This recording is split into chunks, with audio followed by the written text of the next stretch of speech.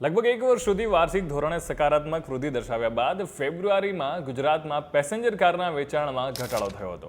Federation of automobile dealers association એટલે કે ફાડા ગુજરાતના ડેટા અનુસાર ફેબ્રુઆરીમાં 11% વેચાણમાં ઘટાડો થયો હતો.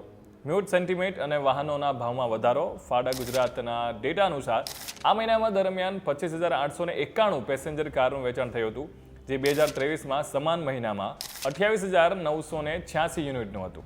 દર વર્ષે કોમોડિટીઝ મોંઘી થવાને કારણે કારના ભાવમાં વધારો કરવામાં આવે છે અને આ વર્ષે પણ બ્રાન્ડ્સ એન્ડ સેગમેન્ટ્સમાં કાર ભાવમાં ફેબ્રુઆરીથી અસરકારક રીતે 2 થી 4% વધારો થયો છે અને આવો ભાવ વધારો માંગ માટે ક્ષણિક મંદી છે અને આનાથી કારના વેચાણ પર મોટે ભાગે અસર પડી છે.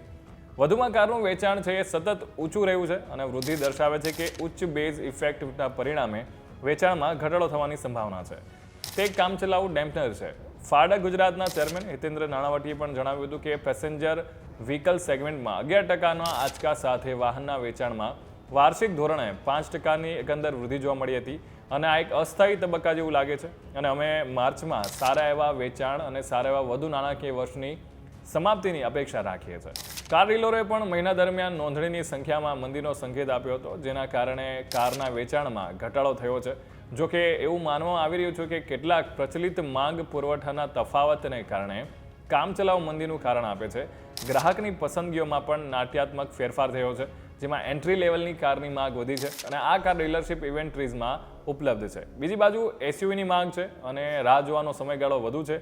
પ્રીમિયમ સેગમેન્ટની કાર તેમજ કારના સીએનજી વેરિયન્ટ્સમાં પણ રસ વધી રહ્યો છે, પરંતુ સપ્લાયમાં અવરોધ છે. અમદાવાદ સ્થિત કાર ડીલરના સીઈઓ જીગર વ્યાસે જણાવ્યું હતું કે તેના નજીકના ગાળામાં આઉટલુકમાં ફાડા જણાવે છે માર્ચ 2024 માટે નજીકના ગાળાનો અંદાજ ગ્રામીણ બજારના મજબૂત સંકેતો દ્વારા સંચાલિત સંભવિત વૃદ્ધિ સાથે સાવચેતીભર્યો આશાવાદ સૂચવે છે.